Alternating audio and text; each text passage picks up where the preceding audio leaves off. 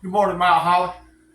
Uh, we're gonna give you the recipe that we're fixing to do. Matter of fact, kind of already got it going. Got a little pressed for time today. This recipe just takes a lot of stuff to get done, so I'm gonna do it in steps and just post it as I get it done. One thing that I would like to say is, for me, doing what I'm doing, you know, this isn't. I'm not just doing this for me. I want to sit there and do this for the next person. That next person that is diagnosed with CHF or has bad heart or whatever, high blood pressure, whatever it is that sometimes we have to adjust our diets for. You know, uh, it's not easy. It's not easy in any sense and form of the word.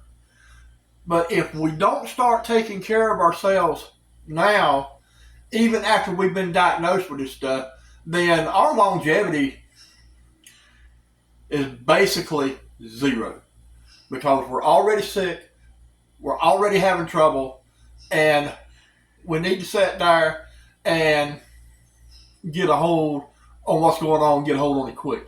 People, if your doctors are sitting there and they're saying, do this, listen to them. Take the time to sit there and look and find a routine that works for you. I'm not saying that my routine is going to work for you, but find a routine that's going to sit there and help you live a little bit longer. If you're not getting enough exercise, if the doctors are telling you you need to get out and walk, get out and walk. If you can't do it in the heat of the day, do it the evening, or, I think the best time for people like me to have breathing issues and stuff is like after 10 o'clock. Now, I can't get out there today because it's raining. But one thing that we can do is sit there and just stay moving in the house. If you can't get outside, you can't go walking because of weather, or if you're having a little trouble breathing, stay active in the house. Do little bitty things, as long as you're up moving around, do the dishes, take the trash out. You're moving. You're not being still. So these are just a lot of things that people just miss out on. Oh, well, why should I do that when I can just sit here and do this? Well, if you just want to sit here and do this, then you're not going to be sitting there very long, because the less inactive you are, the more chance you have of, being around. Yeah, medicine's only going to do so much, and at one point, yes, nature's going to take over. But in between all that, sit there and live and have the most productive life that you can have until whatever happens, But don't sit there and don't be on your deathbed and say, man, I wish I had sat there and got out and done something a little bit more, got out and, see my friends a little bit more, because by then it's too late. It's too late. So how about just sit there and, check with your doctors. Find a dietitian. If you're having trouble with that, find dietitians. If you're having trouble with your sugar, talk with your doctor. See what they can help you do to sit there and get it under control. I lost a brother-in-law, my best friend for over 40 years, because he wouldn't take care of himself when he had diabetes. He wouldn't take his medication, wouldn't go to see the doctor like he should. And I lost a very near and dear friend to me. And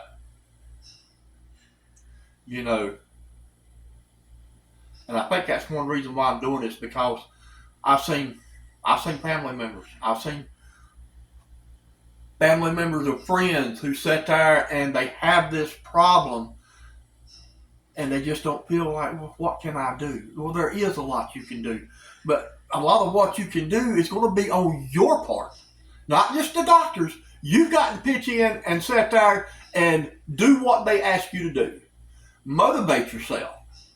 Sit there and say, okay, today is the day I'm going to do whatever. Whatever the doctor wants me to do, make today that day. And if you're a smoker, I'm going to tell you now, you can sit there and you can call the hotlines and you can do this and you can do that. But I'm going to tell you, the best way to do this is cold turkey. You didn't need a pill to get you started smoking. You don't need a pill to stop. Because a lot of these pills and stuff that they're giving you have massive side effects.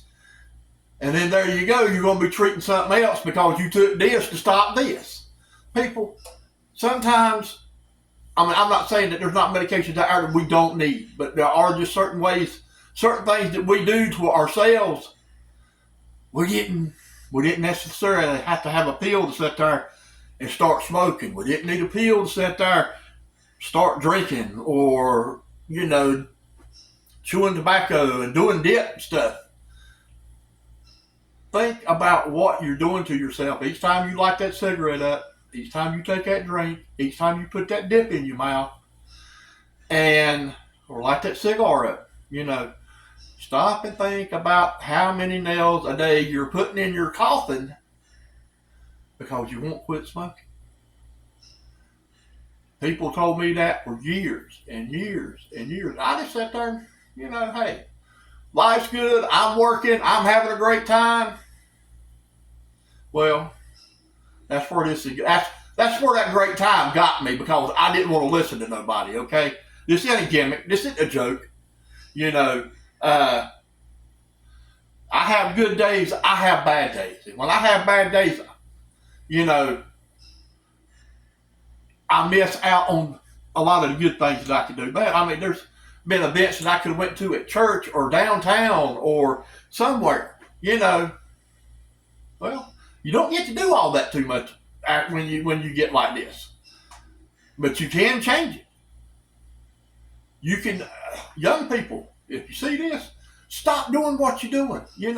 Hey, I partied when I was young, but at one point in time, hey, you got to grow up. You got to sit there and say, well, do I want to do this? Do I want to do this? Or, do I want to do what's best for me and my health above anything? That's what all this is about. This ain't preaching. This is just sitting there telling people, take care of your health. Because I know a lot of people that didn't. And I know a lot of people that are not here with us anymore. So that's where this is coming from. I've been in and out of the hospital several times already this year because of the weather, or I've had a little trouble with my heart, but that's just the way this thing works. But just because you wind up in the hospital or you feel like it kicks you down a little bit, don't get discouraged. Have them sit there and get home health to come out and help you. Get you physical therapist, get you a nurse, get you an occupational therapist. Make sure that these are people that are going to sit there and work toward the goals that you want to set. If you want to sit there and one of the goals that I had wanted to set, and I achieved this last year, but then with the crazy summer we had last year, I really didn't get out to take advantage of it too much. But I was able to come in this year and pick right back up from where I left off and keep right on going. So there are ways that you can sit there, and combat the situation, but just don't put it off because you just don't feel like it. Well, I don't feel like getting up off my butt and doing anything. I'm just going to sit right here. Well, fine, do that. But,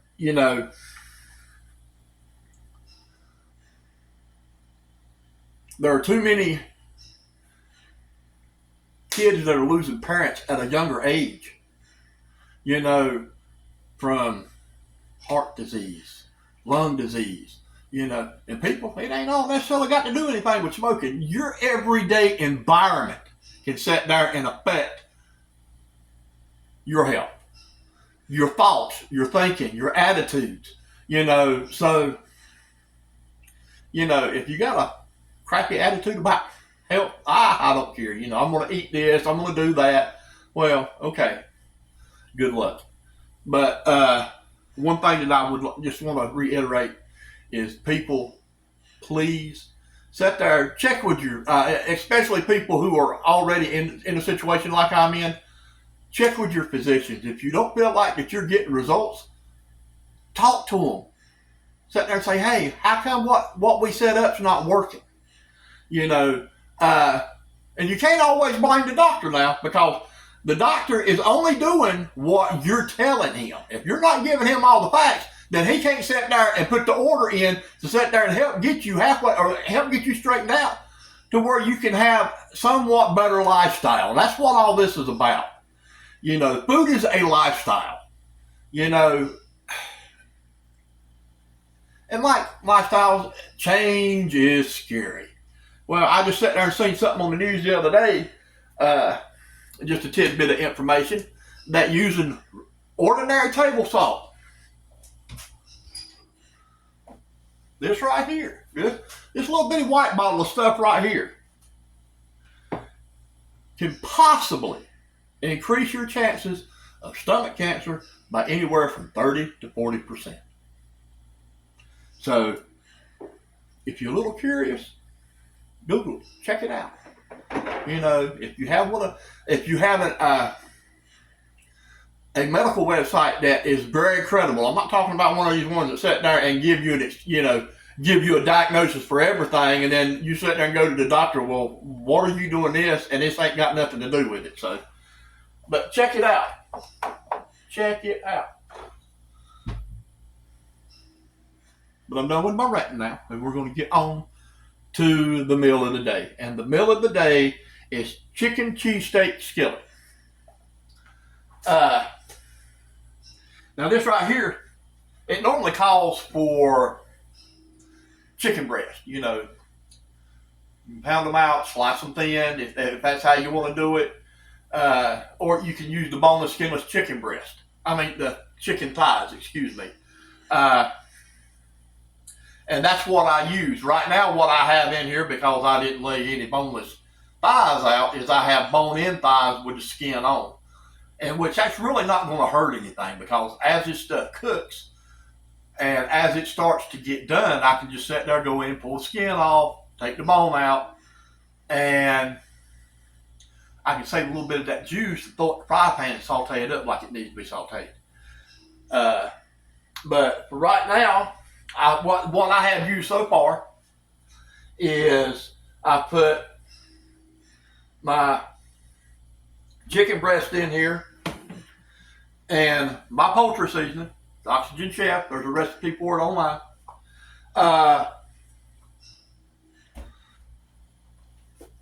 Chicken stock and some chicken powder broth. And this right here, stuff right here, is you want to sit there and cut back on salt. Find stuff that already has salt in it, but don't sit there and go overboard with it. This right here, people, 1 teaspoon.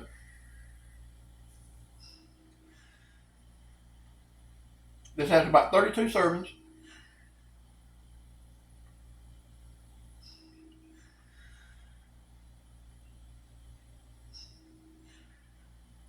$870 milligrams of sodium. So it don't take a lot of this stuff, you know, to sit there and get you a little bit of flavor in there. Also, you know, herbs help. So just remember all this stuff. This right here will be something that I talk about all the time. Is, you know, use the spices that you have, pantry staples, garlic powder, onion powder, pepper, chili powder. I mean, you have so many spices in your cabinet that you can sit down and use to make food taste so good. Really ain't got to put no salt in there, you know. But what about this? You know, there's hacks and tricks to sit there, getting a good crust on stuff, keeping stuff juicy, things like this. But you just got to want to do it. You know, you sit there and see something online on some of these cooking channels and stuff. Well, I wouldn't try that for all the amount of money in the world. Well, you won't get all the money in the world, but I'll tell you what, if you try it, you might surprise yourself, because some of these little tricks and hacks that people do, including myself, you know, they're actually good. They're tasty. So sit there, get out there, and just try it. I'll be back with part 2 of this video today with a lot more cooking and a lot less talking. So, but that right there was something that was near and dear to my heart, something that I wanted to get out there to people. Please, take care of yourself now, because if you don't get a second chance at this, okay? You know, you can't go sit there and hit the rewind button and say, oh, okay, well, seeing as how this is what happens, I can go. No, it don't work like that. You can't go back. The only thing you can do is go forward. And you have to go forward with the mindset of how to sit there and just do things a little bit better. And it's not hard, people. It's not hard. It sounds hard, but it's not. So, and I'm going to take it from somebody that's been there. I have been there. Okay? I mean, I'm just not sitting here just preaching to be preaching or talking to be talking. So, just think about that. You know, there's a lot of good people out there that will help you if you ask for it. And if you don't ask for help, you're not going to get it. So think about that. You know, think about what I've talked about on here. Go check it out.